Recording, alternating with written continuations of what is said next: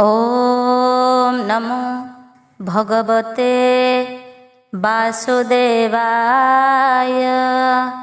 नवम स्कंध सप्तम अध्याय। मान्धाता वंशर वर्णन पुरुकुत्सर उपाख्यान। हरिश्चंद्रर जे चरित सप्तम अध्याये वर्णित। श्रीशुक उवाच एवे हो शृणतु नरेश मान्धाता पुत्र अम्बरीश।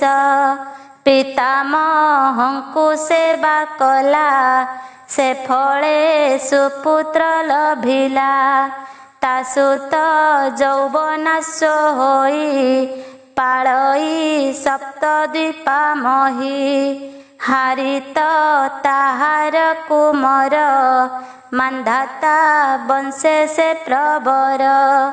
नागेन्द्र बाके नाग जुथे गंधर्व बल कुहारन्ते। से नागे आसी रात्र काले पुरुकुत्सकु घेनी गले। सकल भ्रातृगण थाई नर्मदा कन्या ताकु देई। पाताल पुरे घेनी गले गंधर्व बळे जुझाइले। से पुणी विष्णु तेजे बळी गंधर्व बळ नाश करी। मिली सकल नाग बळे संतोषे बर ताकु देले। जे प्राणी शयनर काले नर्मदा नाम तिनि बेळे। रात्र दिवस संध्या स्मरे सर्प भयरु से निस्तरे। एबे हो पुरुकुत्स वंशे कहिबा शुणतो विश्वासे। सर्वसंपद गुण ग्राम तासुत त्रसदस्यु नाम।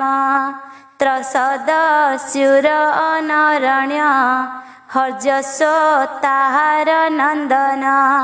तासुत अटई अरुण अरुण पुत्र त्रिबंधन। तारत नय सत्यव्रत त्रिशंकु नामे जे विदित। पितार साप सेहु घेनी लभिला चंडाल रजनी।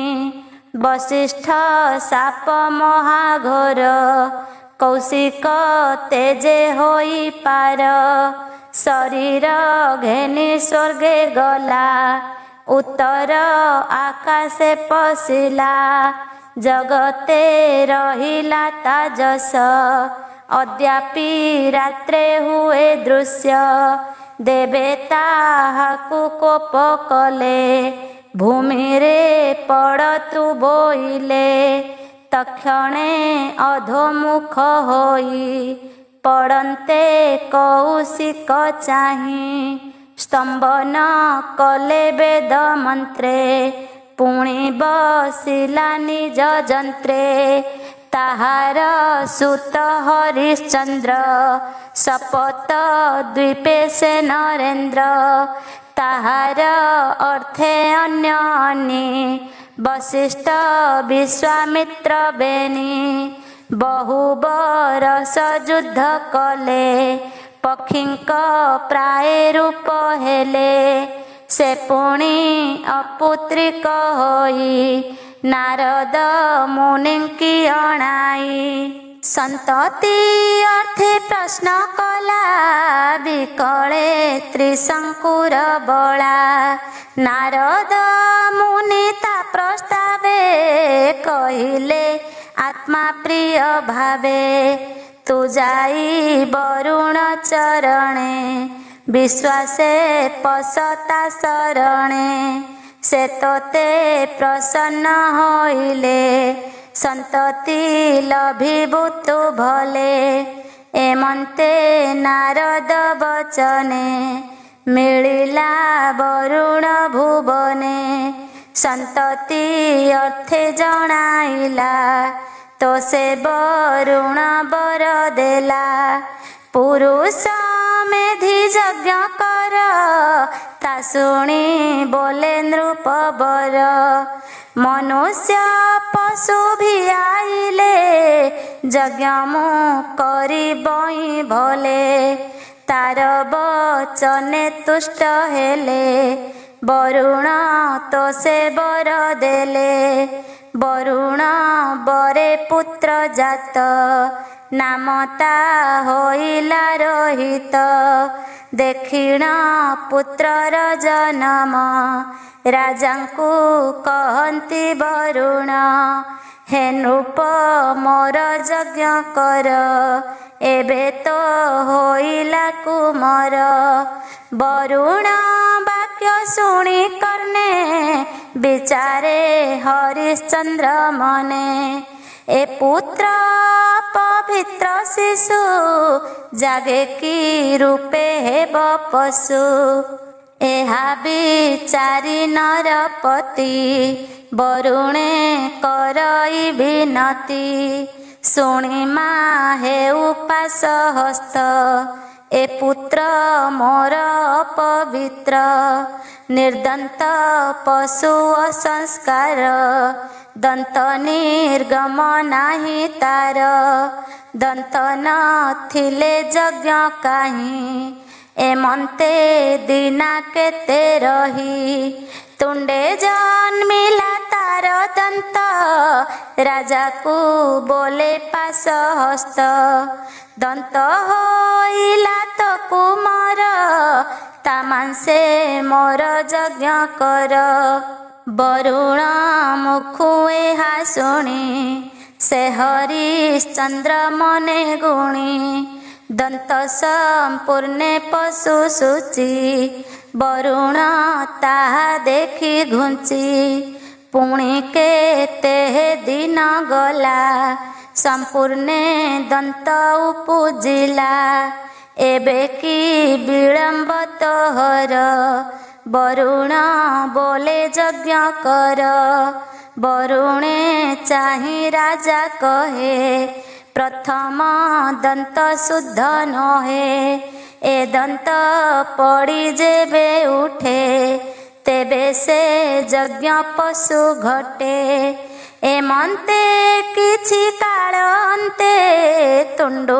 ପଡ଼ିଲେ ସର୍ବଦନ୍ତେ ପୁଣି ଉଠିଲେ କତୁଲେ ବରୁଣ ରାଜା ଚାହିଁ ବୋଲେ ଦନ୍ତ ହୋଇଲା ପୁନର୍ବାର ଭୋ ରାଜା ଏବେ ଯଜ୍ଞ କର ତା ଶୁଣି ବୋଲେ ନୃପମଣି ଏ ନୋହେ କୁଳ ଧର୍ମ ବାଣୀ କ୍ଷତ୍ରିୟ ବଂଶେ ହୋଇ ଜାତ ଯାବତ ନୋହେ ସମରଥ ତାବତ ମାଂସ ଶୁଦ୍ଧ ନୋହେ ଏମନ୍ତ ବୋଲେ ପୁତ୍ର ସ୍ନେହେ ବରୁଣ ତାର ବାକ୍ୟ ମାନି କିଛି ନ କହି ହେଲେ ତୁନି ଯହୁଁ ସେ କାଳ ବଞ୍ଚାଇଲା ତା ଜାଣି ପୁତ୍ର ଭୟ କଲା ସେ ପ୍ରାଣ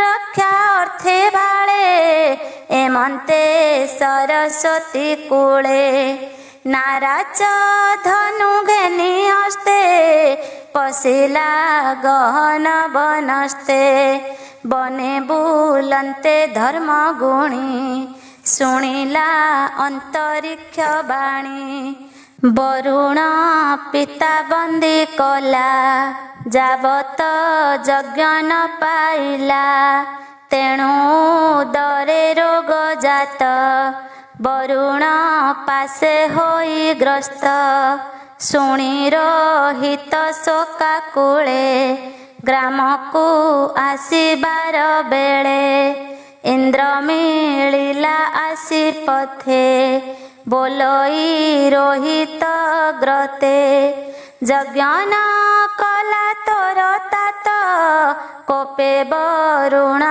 କଲା ଗ୍ରସ୍ତ ତୋତେ ଗ୍ରାସିବ କୋପ ବହି बुही धर्म को जेबे तोर मन धरणी कर पर्यटन अनेक पुण्य तीर्थ कर धर्मे विश्वास जेबे तोर एमंते इंद्रर वचने रोहित तीर्थ करे बने पुणी ग्राम को इच्छा करे आसन्ते इंद्र तानि बारे एक द्वितीय त्रिचतुर्थे पंचम वर्षे ताकु पथे वृद्ध ब्राह्मण रूप धरी ग्राम गमने विघ्न करी 16 बरस बने थिला अनेक तीर्थ से भ्रमिला 7 बरसे निज ग्रामे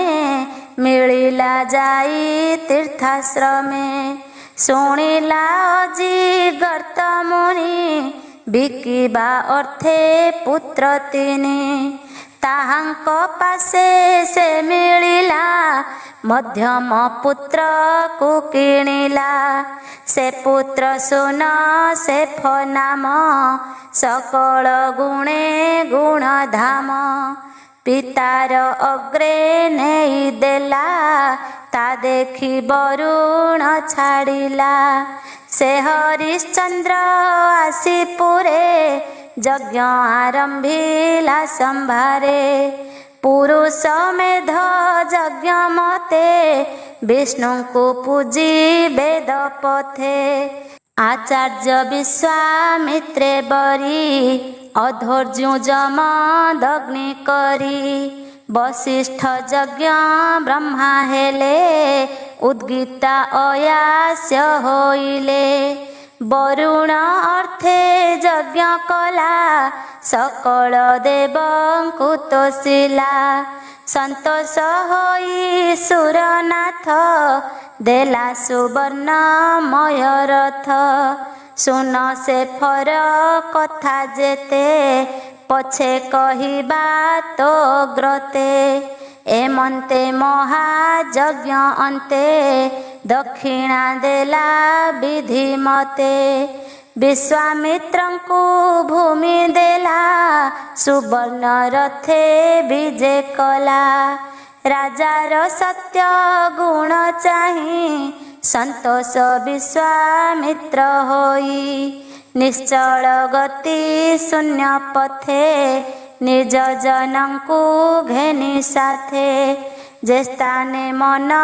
तार धरे इच्छारे भ्रम अंबरे तार भक्ति भाव घेनी संतोषे विश्वामित्र मुनि परम ज्ञान ताकु देले आकाशे थाओ तू बोइले आकाशे थाओ देव प्राय अंते पशिबु विष्णु देहे नवम स्कंधे हरिवाणी शुणी संसारु तर प्राणी बोलई विप्र जगन्नाथ भाषा प्रबंधे भागवत इति श्रीमद्भागवते महापुराणे पारमहंस्यां संहितायां नवमस्कन्धे हरिश्चन्द्रोपाख्यानं नाम 7मोऽध्यायः।